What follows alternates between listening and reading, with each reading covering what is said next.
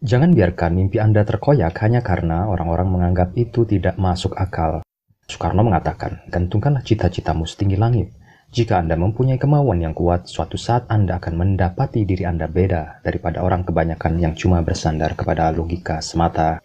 Tidak ada segala hal di dunia ini terjadi secara instan. Yang Anda lihat sekarang adalah mimpi-mimpi orang-orang terdahulu. Semua berproses dan akhirnya jadi nyata.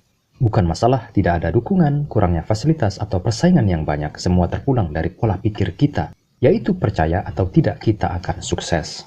Ketika mindset ini kita percayai, maka itulah yang akan menjadi nyata. Kita bilang kita tidak bisa, itu yang kita dapati. Kita bilang, cuma teori, itu pula yang akan kita dapati. Termasuk segala pikiran negatif yang setiap hari mengusik kita. Dia datang karena kita mengundangnya dan mempercayainya. Jika dari kecil hingga sekarang Anda percaya lewat di suatu tempat Anda akan melihat hantu, maka Anda seharusnya lebih percaya pada setiap orang yang bertahun-tahun melintasi tempat itu tanpa melihat apapun.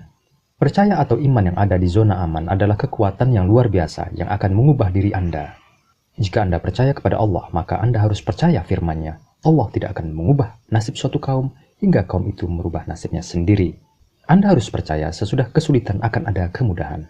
Jika Anda tidak ingin rugi, maka berusahalah berpikiran positif. Sandaran kesuksesan pada surat Al-Asr menyuruh kita berbuat baik setelah menempatkan kepercayaan kita kepada Sang Pencipta. Berbuat baik terhadap diri sendiri itu diawali dengan sangkaan kepada Allah.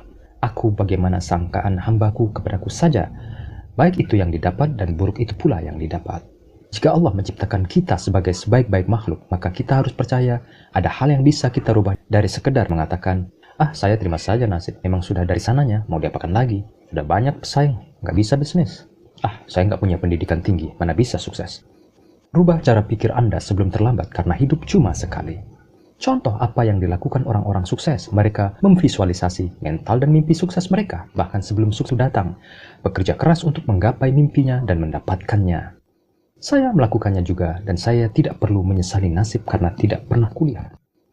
Selamat berkarya sahabat, salam sukses.